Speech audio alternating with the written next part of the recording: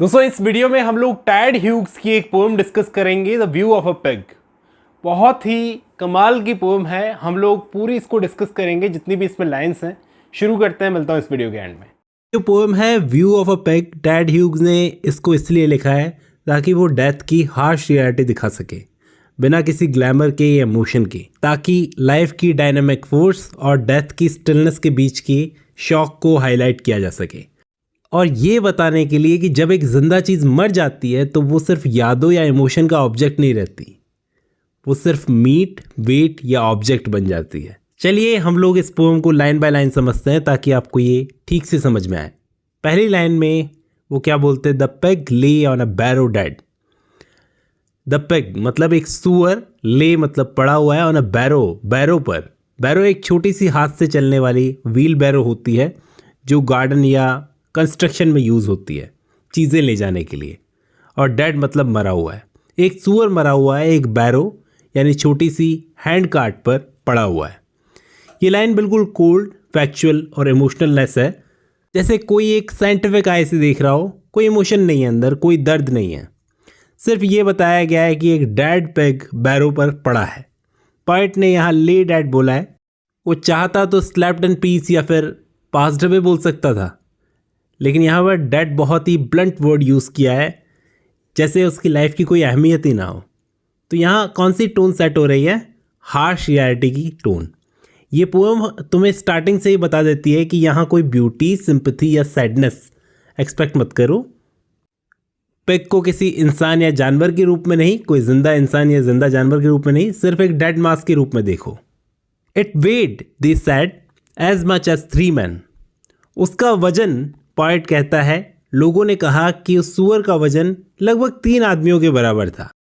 It's eyes closed, pink white eye lashes. Pig की, सुअर की आंखें बंद थी और उसकी पिंकी वाइट आई लैशेस मतलब पलकें जो थी वो पिंक कलर की थी। पोएट ऑब्जर्व कर रहा है। यहाँ एक वियर्ड डिटेल दी गई है, पिंक और वाइट आई लैशेस, जो एक अजीब सा कॉम्बिनेशन है। थोड़ा सॉफ्ट सा लगता है पर सिचुएशन घिनौनी सी है। Its trotters struck straight out. Trotters का यहाँ पर मतलब है सुअर के पैर। पैर के नीचे छोटे से खुर जैसा हिस्सा होता है ना, तो उसके पैर बहुत ही सीधे और अकड़े हुए थे, स्ट्रेट थे, जैसे बॉडी में कोई जान ही नहीं बची। तो विजुअल डिटेल जो दी है बहुत ही ग्राफिक और फिजिकल दी है। कहीं भी पोएट उसकी लाइफ के बारे में इमोशनल टोन में बात नहीं कर रहा। हर चीज़ सिर्फ देखी जा रही है, जैसे एक मशीन की नज़र से देखी जा रही हो। Such weight and thick pink bulk, set in death seemed not just dead. It was less than lifeless. Further off, it was like a sack of wheat. Such weight and thick pink bulk, यानी pig का शरीर जो था इतना भारी, मोटा, pink दिख रहा था, एक सॉलिड फ्लैश का ढेर। ये लाइन अब उसके विजुअल इम्पैक्ट को और ज़्यादा फिजिकल बना रही है कि इतना भारी और मोटा पिंक जिस्म था वो। Sat in death seemed not just dead. Sat in that का डेथ का मतलब है वो मर कर जम गया था, बॉडी स्टिल थी। पर पोएट कहता है ये सिर्फ मरा हुआ नहीं लग रहा था, इससे भी आगे कुछ। ये डेड नहीं लग रहा था, उससे भी कुछ कम। It was less than lifeless, further off. Lifeless का मतलब होता है बिना जान के, लेकिन ये उससे भी कम लग रहा था, जैसे उसमें किसी भी टाइम कोई लाइफ थी ही नहीं, उसका लाइफ से कभी कोई ताल्लुक नहीं था, जैसे उसमें कभी कोई लाइफ थी नहीं, बिल्कुल ही disconnected. It was like a sack of wheat. सब कुछ कंक्लूड करते वक्त पोएट कहता है ये किसी जिंदा जीव की तरह नहीं लग रहा था। जिंदा जीव का शरीर तो लग नहीं रहा था, एक गेहूं का बोरा जैसा लग रहा था, सिर्फ एक वजन उठाने वाली चीज। I thumped it without feeling remorse. One feels guilty insulting the dead, walking on graves, but this pig did not seem able to accuse. I thumped it without feeling remorse. Thumped का मतलब है जोर से ठोकना या हाथ से झटका देना। पोएट कहता है मैंने पिग के शरीर को ठोका, झटका दिया बिना किसी पछतावे के। नॉर्मली किसी डेड बॉडी को ऐसे ट्रीट करना डिसरिस्पेक्टफुल होता है, पर यहाँ कुछ महसूस नहीं हुआ। वो कह रहे हैं कि मैंने उसे ठोका बिना किसी गिल्ट या अफसोस के। अगर कोई और होता, one feels guilty insulting the dead. ये एक जनरल बात है कि इंसान को बुरा लगता है जब वो किसी डेड बॉडी के साथ में बदतमीजी करे, किसी भी टाइप की। जैसे आपने कभी किसी को देखा है कब्रिस्तान में जाकर डेड बॉडी की मतलब ग्रेव होती है उसके ऊपर पैर रखना या चलना, गिल्ट होता है कि यार डेड बॉडी है यहाँ पर। अब वो चाहे इंसान की हो या जानवर की, अक्सर मर चुके लोगों को डिसरिस्पेक्ट करने पर अफसोस होता है, लेकिन पॉइंट बोलता है मुझे कुछ नहीं हुआ। लाइन है वॉकिंग ऑन ग्रेव्स, मतलब किसी कब्र पर पैर रखना एक सिंबॉलिक इमेज है। किसी की ग्रेव पर पैर रखना यानी डिसरिस्पेक्ट करना। यहाँ पॉइंट अंतरात्मा की बात कर रहा है कि हमें मर चुके लोगों के लिए रिस्पेक्ट फील होती ही है। लेकिन अगली ही लाइन में पॉइंट बोलते हैं but this pig did not seem able to accuse, यानी ये पेग इतना ज़्यादा लाइफलेस था कि पॉइंट के किसी भी एक्शन का कोई जवाब नहीं दे सकता था। उसके साथ कुछ भी करो वो इतना ज़्यादा डेड था कि कोई भी मॉरल या स्पिरिचुअल वेट भी फील नहीं हो रहा था मुझे। It was too dead, just so much a poundage of lard and pork. Its last dignity had entirely gone. It was not a figure of fun. It was too dead.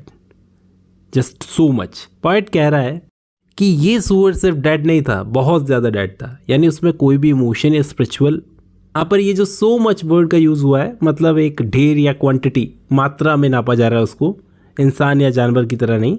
मतलब ये सिर्फ मरा हुआ नहीं, बिल्कुल ही जिंदा होने की सब निशान मिटा चुका था, सिर्फ एक क्वांटिटी बचा था। लार्ड का मतलब तो यहाँ पर चर्बी है उसके शरीर की, और पॉर्क मतलब उसके मांस का वेट, पाउंडेज का मतलब है उसका वजन, पाउंड्स में तोलना। मतलब पॉइंट उसे एक जानवर नहीं एक इन्वेंट्री बना रहा है। लास्ट में ये जो लाइन है it was not a figure of fun, poet यहाँ पर कह रहा है कि पेग अब कोई मजाक का सब्जेक्ट भी नहीं रह गया है, ना वो क्यूट है ना कोई अपसर्ड चीज़ है, सिर्फ बोझल और ठंडा है जिसका बस यूज़ किया जाएगा उसका वजन नाप के। ये लाइन ये बता रही है कि जब कोई लिविंग बीइंग सिर्फ एक डेड ऑब्जेक्ट बन जाता है तो उसमें सब कुछ चला जाता है, उसकी लाइफ, उसकी रिस्पेक्ट, उसकी पर्सनैलिटी, सब कुछ। ये स्टैंजा ये बता रहा है कि डेथ के टाइम पर कुछ भी नहीं बचता एक्सेप्ट मीट और मांस, सब कुछ चला जाता है। नेक्स्ट लाइन्स को पढ़ते हैं। Too dead now to pity, to remember its life din stronghold of earthly pleasure as it had been, seemed a false effort and off the point. Too dead now to pity. Pig इतना ज़्यादा dead है कि उसके लिए कोई तरस भी नहीं आता। नॉर्मली हम किसी डेड जानवर या इंसान के लिए सिंपैथी फील करते हैं, लेकिन यहाँ वो भी मिसिंग है। अब ये इतना ज़्यादा मरा हुआ लगता है कि इसके लिए तरस भी नहीं आता। To remember its life din stronghold, poet कहता है कि उसकी पिछली ज़िंदगी याद करने की कोशिश, जब वो जीता था, शोर करता था, अर्थली प्लेजर का सिंबल था, वो याद भी अब इर्रेलेवेंट सी लगती है। उसकी ज़िंदगी के बारे में सोचना, उसका शोर शराबा, ज़मीनी मज़ा याद करना भी seemed a false effort and off the point. Poet कहता है कि अब उसकी ज़िंदगी या पर्सनैलिटी याद करना बेकार है, ऑफ द पॉइंट बात है, क्योंकि अब जो बचा है वो उससे बिल्कुल भी मैच नहीं करता। इट फील्स फेक, पॉइंटलेस और ऑफ द प्लेस। डेथ ने उस पिग से उसका पूरा पास्ट भी छीन लिया है, अब उसे याद करना भी मीनिंगलेस सा हो गया है। ये स्टेंजा बताता है कि डेथ सिर्फ फिजिकल एंड नहीं बल्कि मेमोरी और आइडेंटिटी को भी वाइप आउट कर देती है। अगली लाइन्स में पॉइंट बोलता है too deadly factual its weight oppressed me, how could it be moved, मतलब इसको कैसे ले जाया जाएगा, and the trouble of cutting it up, और कैसे काटा जाएगा। The gash in its throat was shocking but not pathetic. Too deadly factual, its weight. Deadly factual का मतलब है इतना ज़्यादा रियल, फिजिकल, मतलब कि इमोशन की कोई जगह ही नहीं बचती। इसका वेट पॉइंट को सिर्फ एक सच्चाई, रियलिटी का बर्डन लगता है। इतना ज़्यादा सच्चा और इतना रियल लग रहा था, oppressed me. How could it be moved? उसका शरीर इतना भारी था, लाइफलेस था, मोशनलेस था कि पॉइंट को लगा इसको हिलाना भी कितना मुश्किल है। इसके बोझ ने मुझे मेंटली भी दबा दिया, ऑप्रेस कर दिया। And the trouble of cutting it up, इसको काटने में, इसके शरीर को ब्लेड से, इसके हैवी शरीर को काटने में कितनी मेहनत लगेगी, मतलब इसको काटने का झंझट, वही टेंशन दिमाग में चल रही है। कोई इमोशनल बर्डन नहीं है दोस्तों, प्रैक्टिकल बर्डन है। गैश का मतलब है छिला हुआ घाव जो उसकी गर्दन पर था, थ्रॉट पर। बस शॉकिंग था लेकिन पैथेटिक नहीं था। पिग के गले पर जो घाव था दिखने में शॉकिंग था लेकिन पैथेटिक, दुखद नहीं था। नॉर्मली किसी गले का कट देखकर दर्द महसूस होता है, लेकिन यहाँ सिर्फ कोल्ड हॉरर था। उसके गले का घाव देखकर हिला ज़रूर, मैं शॉक हो गया, लेकिन कोई दुख या सिंपैथी महसूस नहीं हुई। आज 6 लाइन्स बची है। पॉइंट क्या बोलते हैं? Once I ran at the fair in the noise to catch a greased piglet, that was faster and nimbler than a cat. Its sequel was a rending of a metal. Pigs must have hot blood. They feel like ovens. Their bite is worse than a horse's.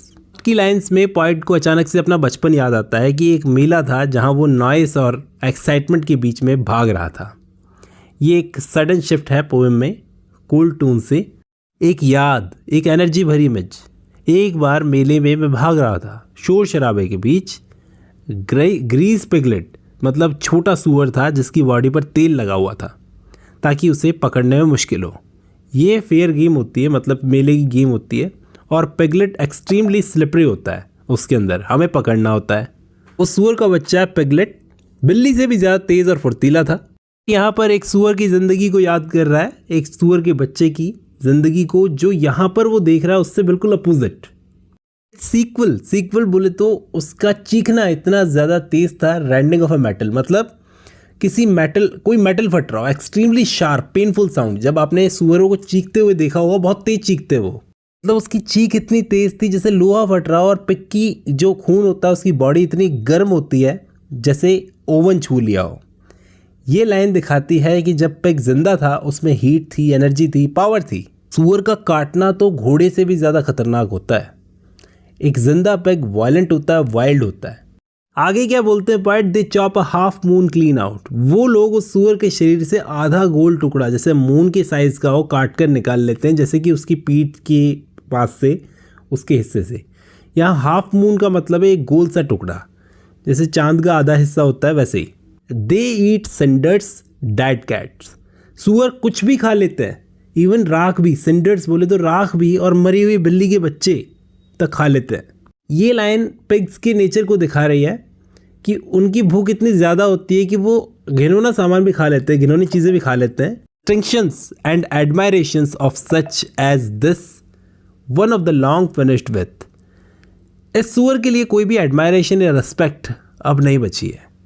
इसका सम्मान या भेदभाव, distinction अब का ख़त्म हो चुका है। पॉइंट कह रहा है कि इस सूअर के जीवन में कभी कोई इज्जत या अलग पहचान हो सकती थी, लेकिन अब वो सिर्फ एक लाश है जिसकी कोई वैल्यू नहीं है। Stared at long time.